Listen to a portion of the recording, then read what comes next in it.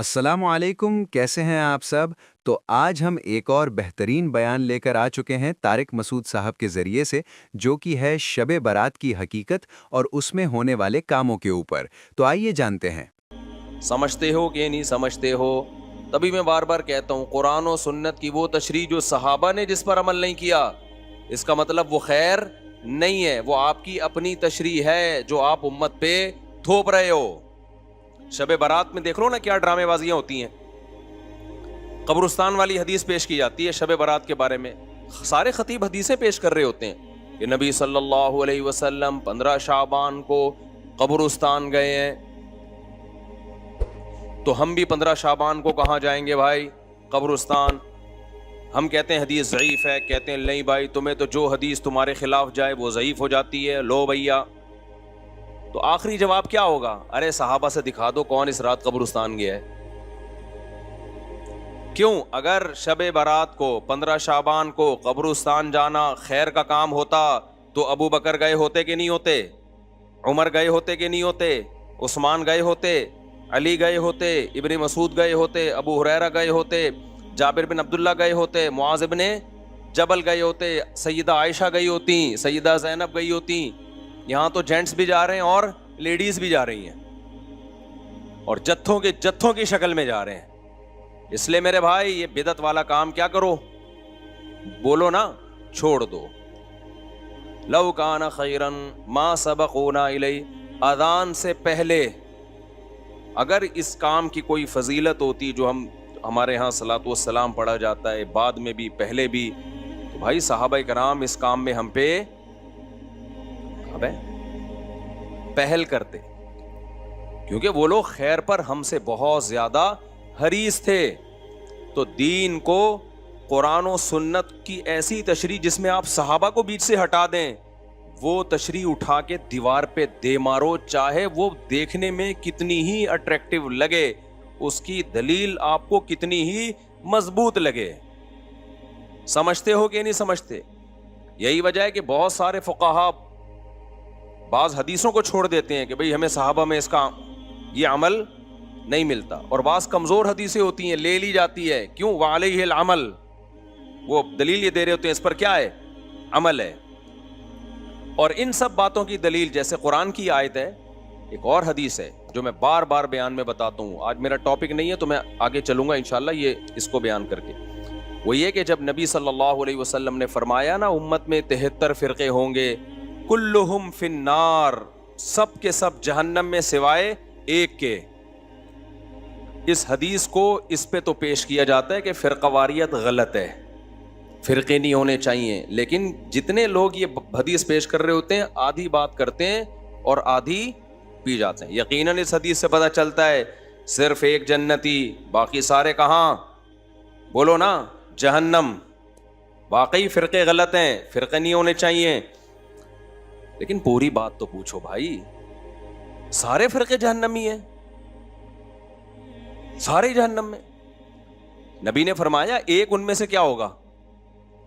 بولو نا، وہ جنت میں ہوگا، وہ بھی تو فرقہ ہی ہوگا، وہ بھی تو ایک کانسیپٹ ہی ہوگا، وہ بھی تو ایک نظریہ ہی ہوگا۔ اگلا سوال صحابہ نے پوچھا، یا رسول اللہ کون سا فرقہ جنت میں جائے گا؟ یعنی کلہم فی النار، سارے جہنم میں، تو ایک جو جنت میں ہوگا وہ کون سا ہوگا؟ تو نبی نے جو علامت بتائی ہے اس کو خوب غور سے سنو، بار بار بتاتا ہوں۔ نبی یہ نہیں فرمایا کہ جو قرآن پہ چلے گا، کیونکہ ہر فرقہ اپنی نسبت کس کی طرف کرتا ہے؟ بھئی ہم تو قرآن کو تو سب مانتے ہیں، کیونکہ وہ مسلمانوں کے اندر فرقے ہوں گے نا، اسلام کی طرف نسبت کریں گے اپنی، تو قرآن تو بیسک ہے نا۔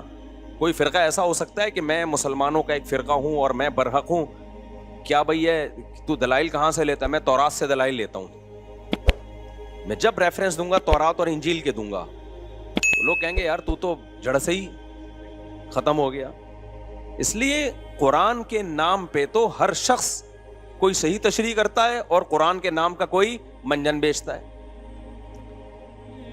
اس لیے نبی نے یہاں قرآن کا نام نہیں لیا۔ یقیناً قرآن پہ چلنا ہی والا ہی برحق ہوگا، لیکن یہاں نبی تو بتا رہے ہیں نا کہ ان 73 میں ٹھیک کون سا ہوگا، تو اس کی سلیکشن کا آسان طریقہ بتایا جائے۔ اگر آپ بتا دیتے جو قرآن پہ چلے گا تو ہر شخص دعویٰ کیا کر رہا ہے؟ قرآن۔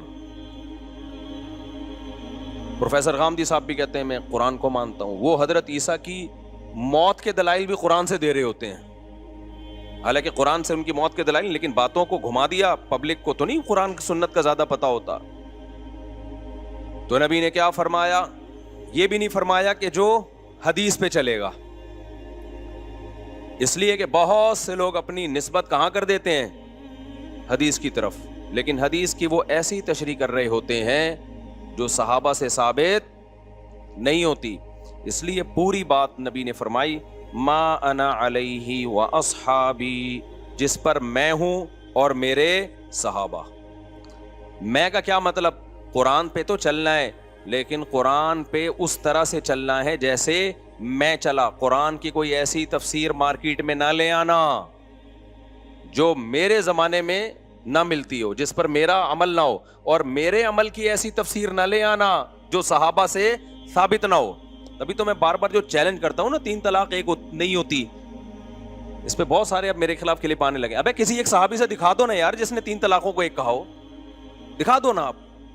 اور حدیث کی کتابوں میں 3 کو 3 کہنے کے فتوے بھرے ہوئے ہیں, اس کا کوئی جواب نہیں دیتا. گھماتے رہتے ہیں ایکچولی یوں کر کے. چھوڑو تم قرآن و سنت کو, تم یہ بتاؤ قرآن و سنت کی وہ تشریح معتبر ہے جو صحابہ کی تھی, یا تمہاری اپنی معتبر ہے؟ تو خیر, یہ تو بیچ میں ضمناً ایک مسئلہ آ گیا, لیکن یہ پورا اصول ہے, یاد رکھو. آپ صحابہ کو بیچ سے نکال کے اگر ڈائریکٹ قرآن و سنت پہ چلنے کی کوشش کرو گے, لیبل قرآن و سنت کا ہوگا, لیکن وہ قرآن و سنت کی آپ کی ذاتی تشریح ہوگی جو آپ اٹھا کے امت پہ تھوپ رہے ہوگے. سمجھتے ہو کہ نہیں سمجھتے؟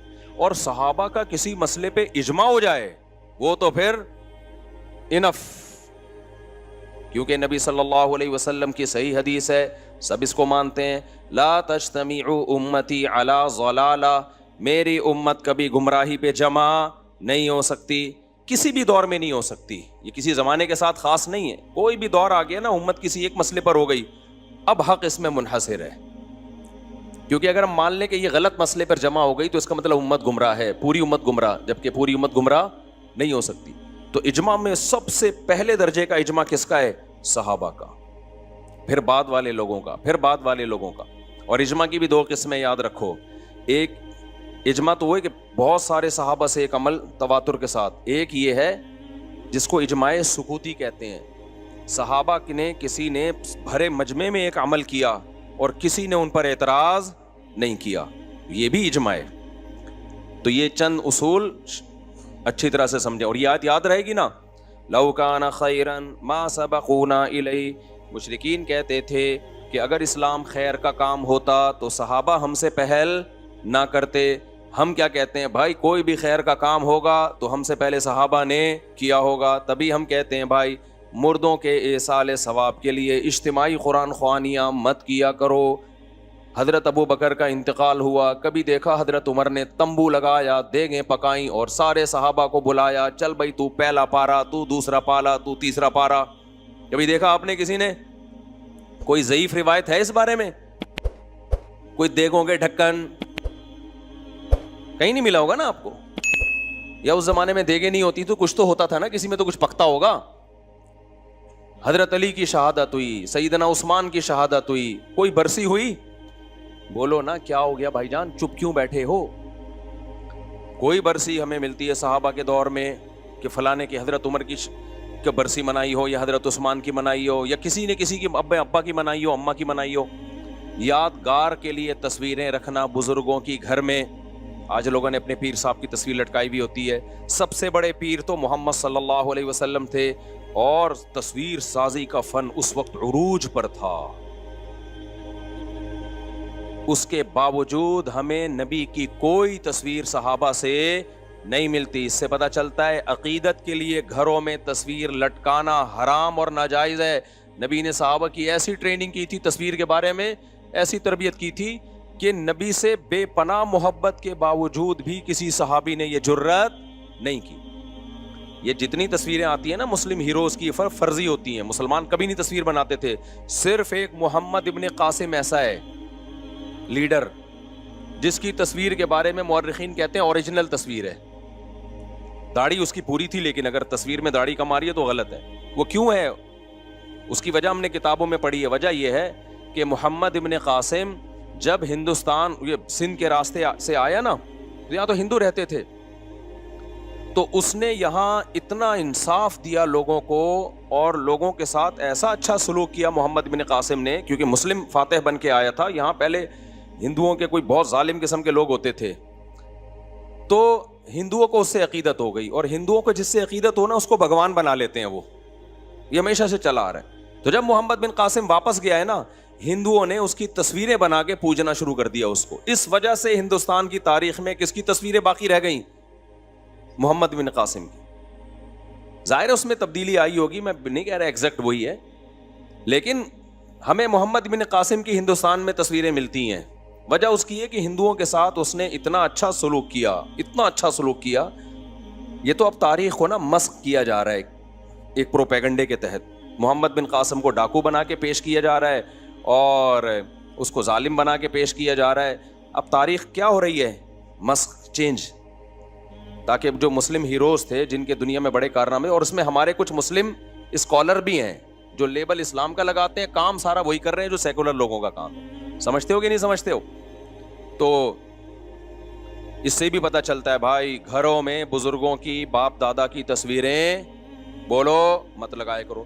اس سے بھی ہمیں پتہ چلتا ہے کہ اگر میرے بھائی 12 ربیع الاول منانا, میں اسی اسٹائل میں کہوں گا نا جس اسٹائل میں تقریریں ہوتی ہیں 12 ربیع الاول, اگر 12 ربیع الاول کا حلوے مانڈے اور اس میں جو کچھ ہو رہا ہے, یہی ہو رہا ہے نا, ناچ رہے ہیں, گا رہے ہیں اور حلوے مانڈے بانٹ رہے ہیں, اگر یہ خیر کا کام ہوتا تو صحابہ نے ہم سے پہلے کیا ہوتا.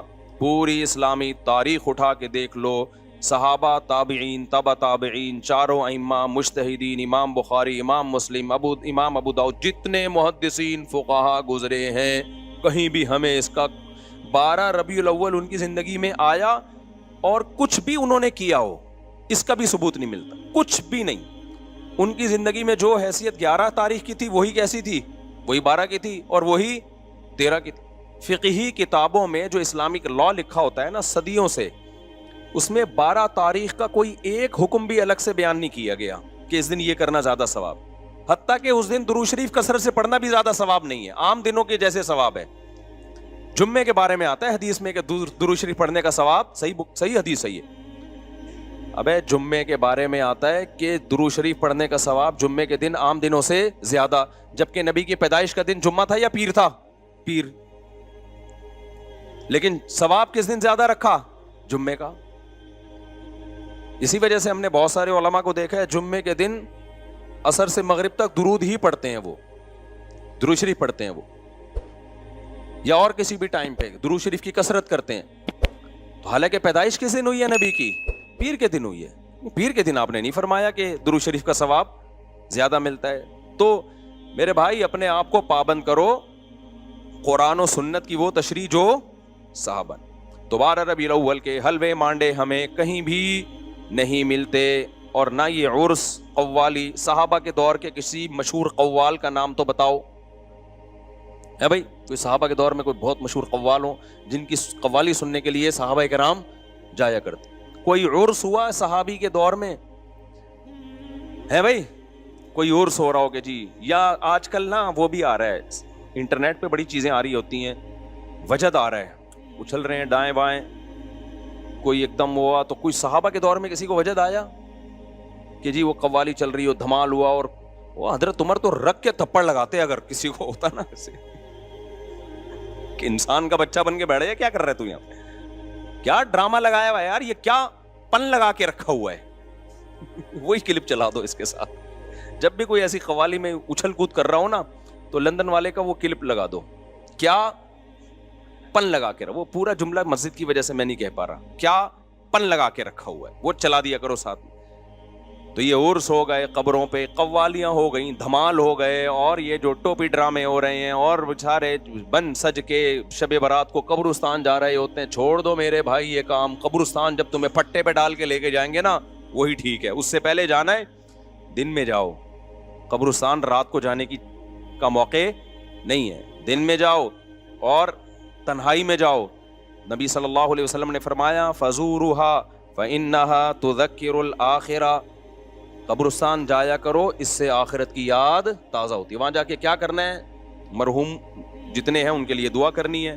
سب سے پہلے تو ان کو سلام کرنا ہے, السلام علیکم یا اہل القبور, اے قبر والو تم پر سلامتی ہو. اس کا مطلب یہ نہیں کہ وہ قبر والے سن رہے ہوتے ہیں, وہ تو اللہ پہنچا دیتا ان کو سلام. تو یا اہل القبور یہ اختلافی مسئلہ ہے, اس میں پھڈے میں نہ پڑ جانا. یا اہل القبور, اے قبر والو تم پر سلامتی ہو. آگے جملہ بڑا ڈینجرس ہے, وہ بھی بول لیا کرو, انتم لنا سلف, تم پہلے چلے گئے. وَنَحْنُ وَإِنَّا إِن شَاءَ اللَّهُ بِكُمْ لَاحِقُونَ, اور وَنَحْنُ بِكُمْ خلف, اور ہم تمہارے بعد آنے والے ہیں. وَإِنَّا إِن شَاءَ اللَّهُ بِكُمْ لَاحِقُونَ, اللہ نے چاہا تو عن قریب ہم بھی یہیں پہنچنے والے ہیں. بہت ڈر لگے گا, کپ کپانے لگو گے, یہ کیا باتیں کر رہا ہوں میں, لیکن بھائی ایسا تو یہ تو ہوگا. تو اس سے عبرت حاصل ہوتی ہے کہ بھائی ہم نے بھی ایک دن یہاں سے پتلی گلی سے نکلنا ہے.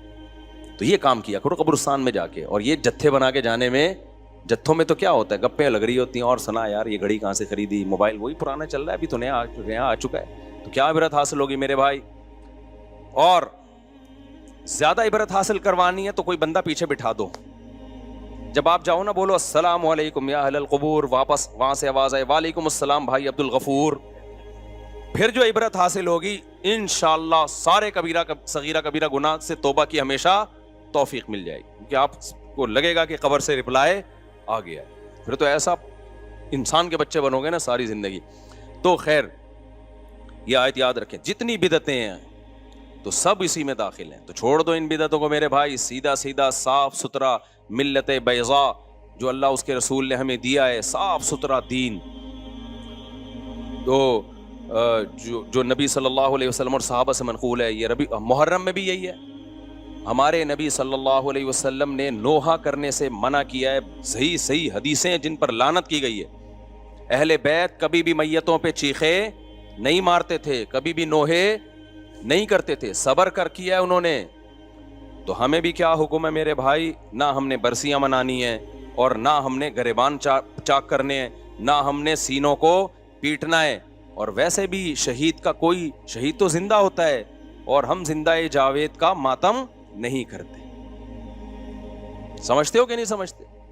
تو ہم نے بھائی صحابہ کو فالو کرنا ہے, ہمارے پاس جو دین چلا آ رہا ہے. اور پھر بار بار کہتا ہوں کسی کے مسلک کو چھیڑو نہیں, اپنے کو چھوڑو نہیں. یہ اس لیے نہیں کہتا اپنا غلط ہے اس لیے نہیں چھوڑو, اپنا صحیح ہو تو اس صحیح کی بات کر رہا ہوں, چھیڑنے سے منع کر رہا ہوں. کیونکہ آپ دلیل کی دنیا میں بات اپنی دنیا کے سامنے رکھ دو, بس اتنا تو چھیڑنا ضروری ہے. آگے بحث مباحثہ کرنے کی کوشش مت کرو, اس سے اختلاف پیدا ہوتا ہے, جھگڑے پیدا ہوتے ہیں, ملک میں فساد پیدا ہوتا ہے. یہ مطلب ہے میرا کہ دوسرے کو چھیڑو نہیں. سمجھتے ہو کہ نہیں سمجھتے؟ اور اپنے کو چھوڑو نہیں کا مطلب یہ نہیں کہ اگر اپنا غلط ہونا ثابت ہو جائے تو بھی نہیں چھوڑو. اپنے سے میری مراد ہمارا اپنا جس کو ہم صحیح سمجھتے ہیں, اس کے بارے میں ہم کہہ رہے ہیں. میری ہر چیز کو لوگ غلط لے کے جاتے ہیں کہ اچھا تمہارا مسئلہ غلط ہو تو بھی نہیں چھوڑو, غلط ہونا ثابت ہو جائے گا 2 منٹ میں چھوڑ دیں گے انشاءاللہ. ثابت تک کرو میرے بھائی, تمہارے کہنے سے تھوڑی ثابت ہوگا. کیونکہ ہمیں فخر ہے کہ ہم ائمہ اربعہ کو فالو کرتے ہیں, چاروں اماموں کو مانتے ہیں برحق. اور ائمہ اربعہ نے قرآن سنت اور کس کو اصل بنایا؟ صحابہ کو. وہ قرآن و سنت کی وہ تشریحات نہیں کرتے جو صحابہ سے ثابت نہ ہو. اسی وجہ سے 99% امت انہی کو ہمیشہ سے فالو کرتی آ رہی ہے. باقی ان میں کوئی فروعی اختلاف ہے تو وہ اختلاف جب ہی ہوا ہے جب دلائل دونوں طرف تھے. کسی نے ایک کو ترجیح دے دی, دوسری میں تعویل کر دی, کسی نے دوسری کو ترجیح دے دی, اس میں تعویل کر دی, اور ان سے نکل گئے تو بے لگام اونٹ. دیر آگے ہر شخص ایک نیا فرقہ ہے, ہر آدمی کا قرآن حدیث دوسرے سے الگ. اور آگے جو نسلیں برباد ہوں گی, کوئی مرتب لا ہی نہیں ہے, کوئی مرتب فقہ ہی نہیں ہے, کوئی A to Z مسائل کی کوئی ایک کتاب ہی نہیں ہے. تو کیا پھر اس مفتی سے پوچھو وہ کچھ, ادھر سے پوچھو وہ کچھ, ادھر سے پوچھو وہ کچھ, تو برباد ہو جائے گی پھر تو امت بھائی. تو کوئی مرتب چیز ہوگی تو اس کو فالو کیا جائے گا نا. کوئی مرتب لا ہی نہیں ہے تو کہاں سے فالو کیا جائے گا اس کو. چلیں بھائی ہم آگے چلتے ہیں. یہ آیت ہو گئی. تو خلاصہ کیا نکلا بھائی, یہ حلوے مانڈے اور یہ محرم میں جو کچھ ہو رہا ہے, جو کر رہے ہیں ان کو کرنے دو, چھیڑو نہیں. لیکن جب ہم سے کوئی پوچھے کہ کیوں نہیں کر رہے, ہم کہیں گے بھائی ہم کس کو مانتے ہیں؟ صحابہ کو. صحابہ نے نہیں کیا, ہم بھی نہیں کریں. یہاں بعض لوگ دلیل دیتے ہیں کہ صحابہ نے تو مدرسے بھی نہیں بنائے, صحابہ کے ہاں تو بخاری کا گھنٹہ بھی نہیں ہوتا تھا, ترمذی کا گھنٹہ بھی نہیں ہوتا تھا, ہدایہ کے پیریڈ بھی نہیں ہوتے تھے. اور بھائی جان کچھ چیزوں کا تعلق مینجمنٹ سے ہوتا ہے, سمجھتے ہو؟ مدرسہ صحابہ کے ہاں بھی تھا, اصحاب صفہ مدرسہ تھا نا, تو نظم کسی چیز کا بنانا اس میں ثبوت کی ضرورت نہیں ہوتی, وہ ہر شخص کا اپنا نظم, ہر مدرسے کا اپنا نظم ہوتا ہے. سمجھ رہے ہو؟ پہلا پیریڈ کسی کے ہاں بخاری کا ہوگا, دوسرا ترمذی کا, کسی کے ہاں پہلا ترمذی کا ہوگا, دوسرا بخاری کا, کسی کے ہاں 1 گھنٹے کا پیریڈ ہوتا ہے, کسی کے ہاں 45 منٹ کا ہوتا ہے, کسی کے ہاں دیسی سٹائل ہوتا ہے, پیریڈ سسٹم ہی نہیں ہوتا, سسٹم ہوتا ہے ان کے ہاں. خیر, تو یہ مینجمنٹ سے ان چیزوں کا تعلق ہے. اس کی مثال ہے جیسے گھڑی, اب ہم نے لگا دیا 8:30 بجے عشاء کی نماز ہوگی, کوئی کہ صحابہ کے دور میں تو گھڑیاں نہیں ہوتی تھی. اب بھائی جان یہ سوال کیا ہے, تو گھڑی ایجاد ہی نہیں ہوتی تو ہوتی کہاں سے؟ جبکہ ربیع الاول تو صحابہ کے دور میں بھی تھا, یا تو آپ کہتے ہیں ربیع الاول ایجاد ہی ابو ہے, تو وہ اس دور میں بھی تھا, اب بھی ہے. تو کچھ لوگ عجیب سے باتیں کر رہے ہوتے ہیں, کہتے ہیں اس دور میں گھڑیاں نہیں تھی تو گھڑی بھی, جہاز تھے کیا, تو جہاز بھی بدعت ہے. بھائی اس دور میں بھی سواری تھی, آج بھی کیا ہے, سواری ہے. سواری مقصد تھوڑی ہے, وہ تو ذریعہ مقصود ہے. تو نبی کے دور میں جہاز ہوتے تو آپ بھی جہاز میں ہی سفر کرتے. تو بدعت کا مطلب کسی چیز کو دین سمجھ کے کیا جائے, سمجھتے ہو؟ اچھا بھائی ہم آگے چلتے ہیں. اب تو آج کے لیے بس اتنا ہی. ویڈیو کو لائک اینڈ شیئر ضرور سے کریں, چینل کو بھی سبسکرائب کریں. السلام علیکم.